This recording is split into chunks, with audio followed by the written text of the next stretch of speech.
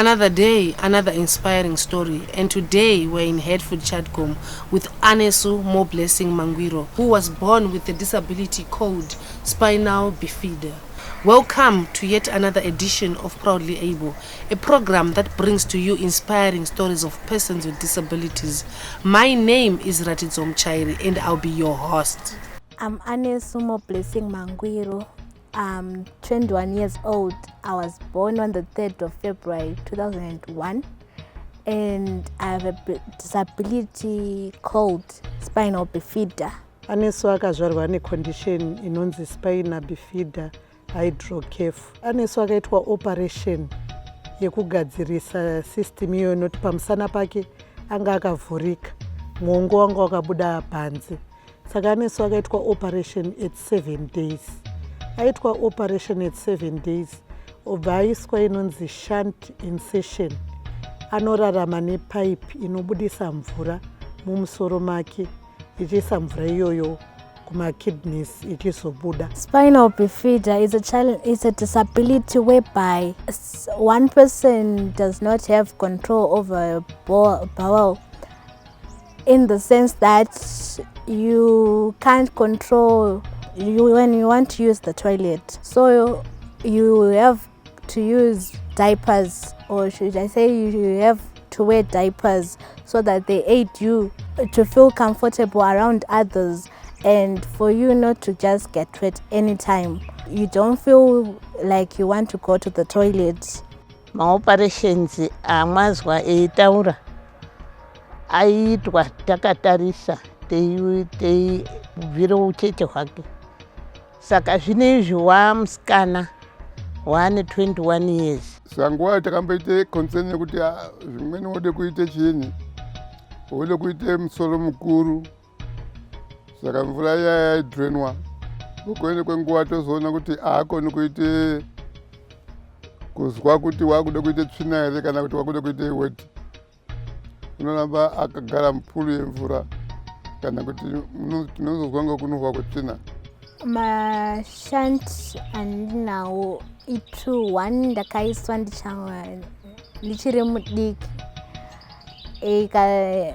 ndikazochinjwa imwe muna 2017 inova ndo yandichiri nayo and ichiri active, ndo iri kundibatsira. Nyangwe hawo aripo matubes wayo, feeling yekuti ndida kuita wiwi anditorina. As in most cases in African societies, mothers bear the brunt of bearing a child with a disability. They are left to look after the child on their own. Anesu was raised by her maternal family, as her paternal family blamed her mother for bearing a disabled child. Munoona kuti panozvarwa mwana anonzi akaremara mupfungwa dzevamwe vanhu, panoitika zvinhu zvakawanda. Munoona kuti wakaroorwa, kunyange wakaroorwa zvakanaka, panoitika dambudziko rekugamuchira dambudziko rinenge rasangana nemi. Saka muchaona kuti hama, kunyanya hama dzemurume, dzakasvika panguva yekuzvibvunza zvinhu zvakawanda, zvikanzi aiwa isusu kwedu hakuna dambudziko rakadai. Dambudziko irori hatina kumboriona kumusha kwedu. Saka ivo ndo vanoziva zvavakaita nemwana. Saka yanga iri nguva inorwadza, nekuti unoda kuti uaccepte kuti une mwana ane condition yakadai. Unoda futi kuaccepta kutaurwa kunenge kuchiitika, nekuti vanhu vanenge vachitaura mitauro yakawanda. Kutaura chokwadi, hama dzemurume hadzina kukwanisa kuya kunoona mwana, nokuti vakazvitora sekuti mwana uyu munhu achangofa, munhu anenge asisina chiraramo mukati meupenyu. Saka nekufamba kwenguva nemaexpenses anga achiwanda, nemaphysiotherapy aidhura, takaona kuti nababa takatadza kugarisana zvakanaka, tikaoneka tichidivorce. Zvinhu zvakasvika pakuti havana kukwanisa kuzvigamuchira, vakabva vasiya mhuri. Anesu takagara naye kubvireku ucheche hwake. Ndiye muzukuru wedu wokutanga, wakabarwa ngemwana wedu sikana ari ega. Wearing diapers lowers one's self-esteem, But for Anesu, disability spurred her to work hard and look beyond her disability. Of course, unombonyara kumboti vamwe vanopfeka havapfeke madiapers and iwe unopfeka and you feel ka discomfort around others, thinking kuti they will see kuti you are wearing something different from them. But as for me, ndakazvigamuchira just because that's who I am.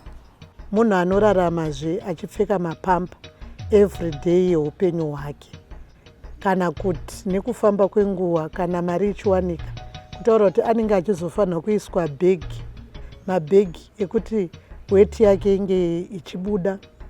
Really, my challenges underface so far, I can say it's few pakuti ndomashaya madiapers achona sometime just because anenge achidhura, or pakuti uri kune vamwe vaungosangana navo new people unenge uchingova neka discomfort kana kuti usingafeel comfortable kuti uri pane vanhu vatsva and you want kunombochinja, hauzivi kuti unochinjira muri safe here.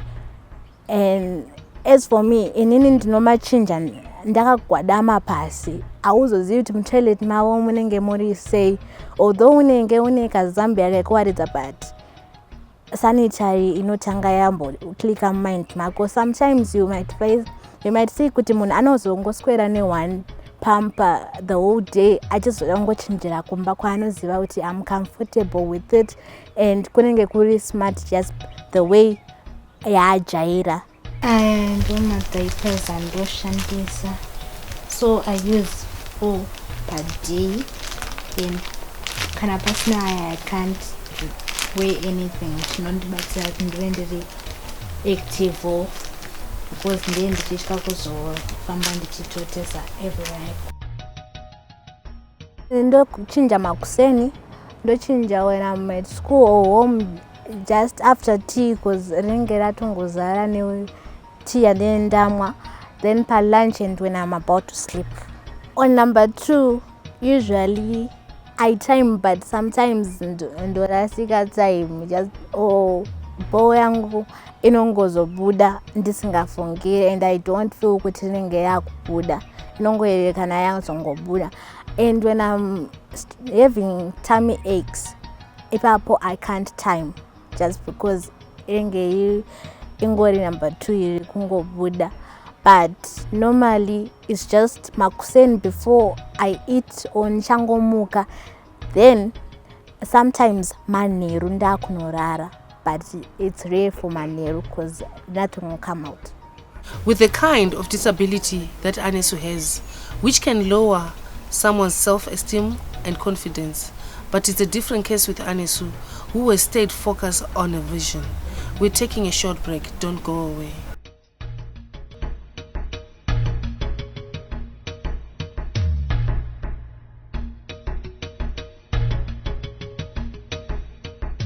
Welcome back to our second segment of Proudly Able. Every child has a right to education, as enshrined in the Constitution of Zimbabwe. Anesu had the opportunity to acquire education from primary level to tertiary. I went to St. Giles Primary School for my primary education and King George High School. I also went to Daniko for my IT course, which I recently finished. With a broken marriage, a disabled child to look after on her own, Anesu's mother did not lose hope and afforded her the opportunity to acquire education. Saka Anesu akazorarama baba wake vasisipo, vapenyu asi vanga vasisipo, havana kukwanisa kumubhadhara school fees kana kuita take part muupbringing yake, kana kumutengera hembe kana kumuendesa kuchikoro, havana kukwanisa kana kumupera school fees. Saka ndaonawo kuti upenyu hwasvika pakuoma ndiri ndega as a single mother and as a single parent.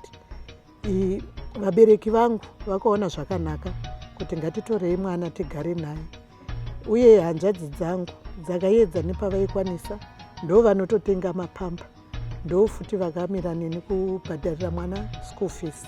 Like any other girl child, Anesu is able to do household chores, from cooking, washing dishes and cleaning the house. Ndokwanisa kusuka maplates, kuwaridza pandorara, kuwacha nekutoya nekandega, kuritakura bhaketi racho rinenge rine washeni. Besides kuenda kuchikoro, vaimudzidzisa futi kurarama. Vakamudzidzisa maskills ekuti nyangwe dai ari pamba tinogona kutomusiya tichiti Anesu usare uchitibikira, Anesu washeni inoda kuwachwa, Anesu mumba munoda kutsvairwa. Vakaedza nepavaikwanisa kuti vamupe maskills ekurarama navo munyika yati. Kudiridza, ndodiridza. Donde ndichidiridza ndakabatirira pacrash, but ndodiridza. Kutsvaira ndotsvaira mumba. Though sometimes ndichinokasika kuneta ndokutsvaira ndakagwadama, but still I can manage kuita mahousehold chores angu. Ndichisiyawo pakatochena pachiratidza kuti pambobatwawo nemunhu. My favorite dish sadza nefish rine kamubora paside. Aka aripozvo unokona kubika zviro zvinonaka maningi zvetinorya. Anesu anokona kubika, tinogara tese pasi otibikira zvese, kana breakfast kana sadza chairo unokona kubika. Education unlocks one's ability and confidence. Anesu has learned and mastered the art of sign language, and she now does sign language interpretation on a part-time basis. So after learning cooking George for my high school, ndakambogara 1 year pamba. Not really kuti panga pasina chikoro, but I wasn't really that confident kuti ndikaenda kuchikoro I will be able to do it, just because I had failed on my subjects. So I thought, it's just like a waste of time kuenda kuchikoro, but I finally went kudaniko and did IT. I did IT from 2020 up to 2021, and I excelled in that program. Currently, Anesu is pursuing a career in computer studies at Daniko in Masasa, and she commutes to and from school on her own. Ndoshandisa crash, but ndiri pamba andinyanyorishandisa just because panenge pasina congestion kana kuti panenge inenge iri free environment yande ndichiziva kuti I can go from one place to another very freely. And in town I would need support yekuti ndikafamba necrash nyangwe ndikabhagurwa handizodoni ndiye ndiri kubatirirawo and ndomira ndokwanisa kuwana balance. Growing up in a loving, caring and supportive family can make one grow in confidence like Anesu did. We're taking a short break. Don't go away.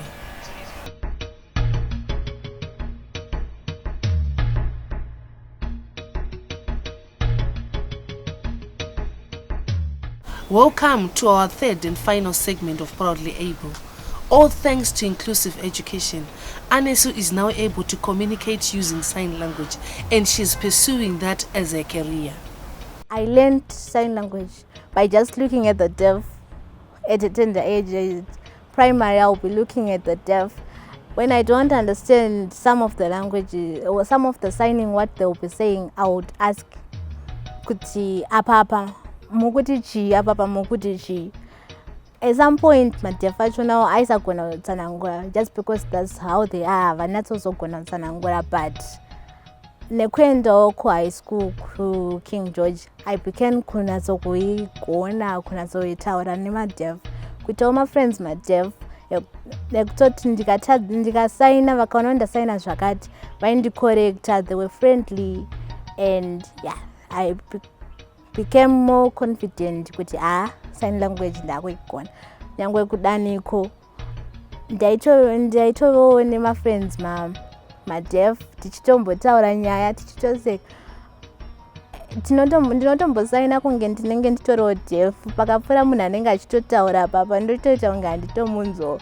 Not being rude, but I just love being in the community yemadef.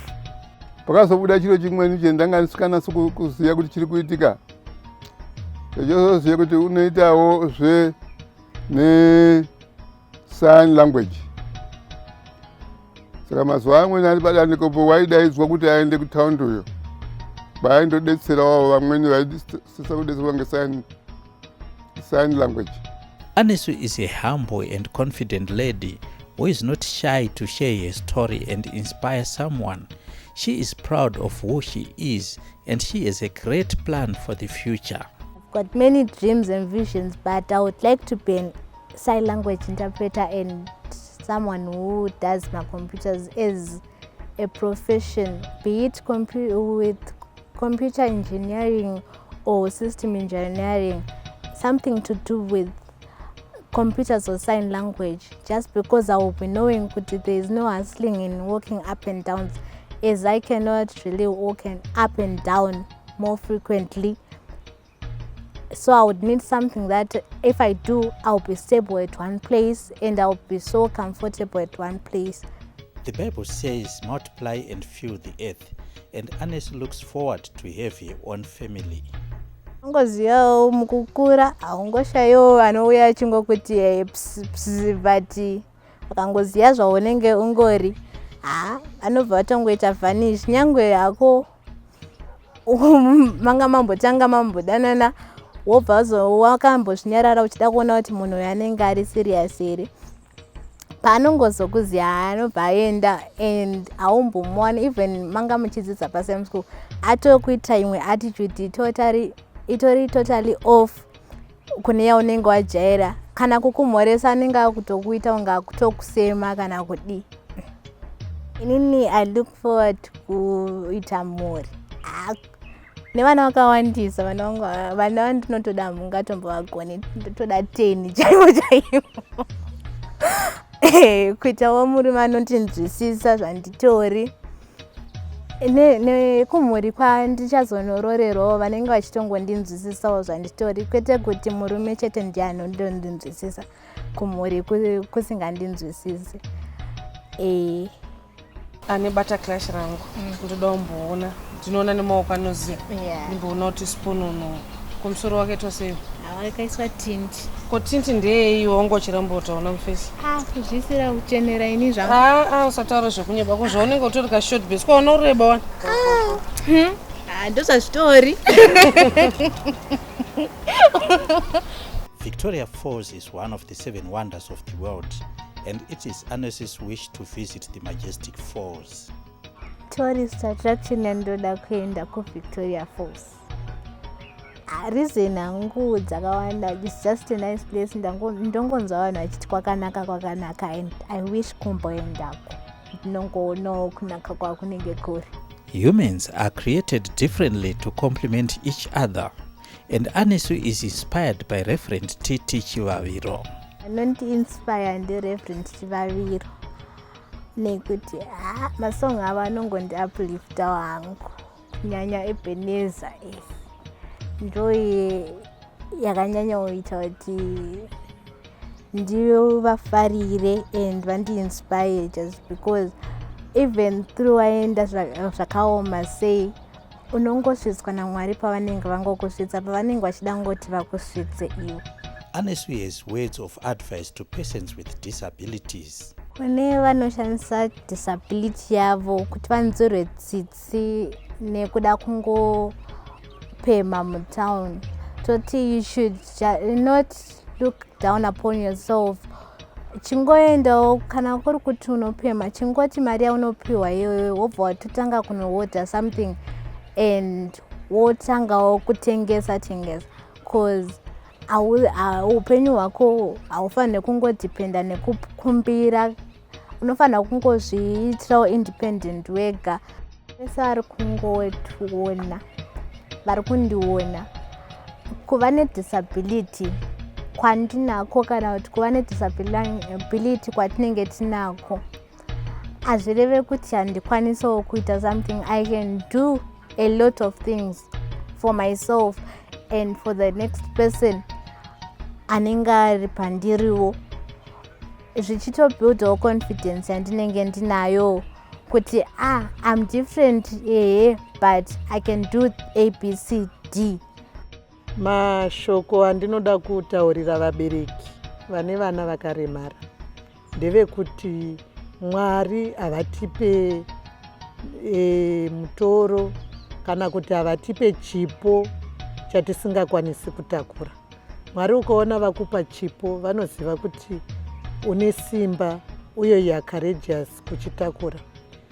Chimwe chinhu chandinoda kutaurira mubereki ndechekuti shinga, utsungi, rambai muchinamata nekuti Mwari havatisiye tiri tega. Mwari vachangozosimudza madestiny helpers vanoita kuti upenyu hwedu hureruke.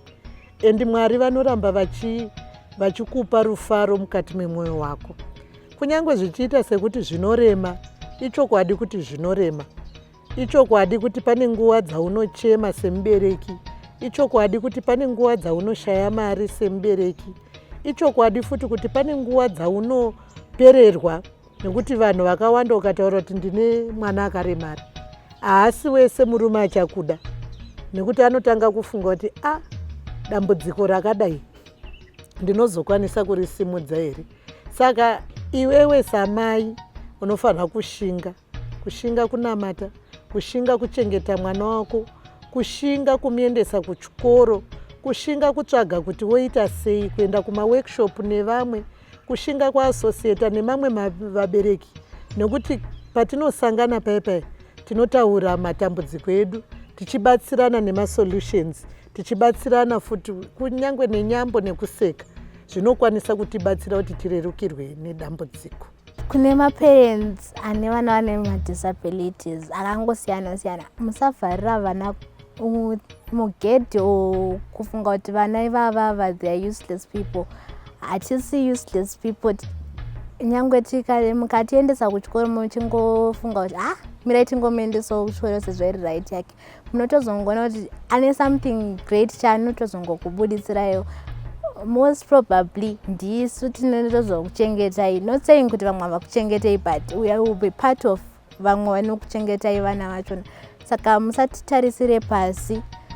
We are differently able. Zvatokwanisa nezvinokwanisa vamwe zvakasiyana, but differently able medu imomo we strive kuita zvakanaka, and we have my visions and my dreams edu atinenge tichida kuachieva sevanawo. So we will need your support, my parents or any guardians who would need your support. Kwete kuti motanga mati discriminate imimi, because mukatanga mati discriminate muri vepamba. What more kunze the outside world kana kuti what more kuchikoro kwaunozoenda hausisina confidence just because spirit yako yangogara yato damaged from home. Hope you've been inspired by Anesu's story. If you've got a story that you'd like to share with us, feel free to get in touch with our producers on the numbers on your screens.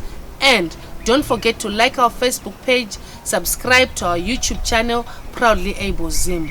From me, Ratizom Chairi, Anesu, and the crew behind the scenes, it's goodbye.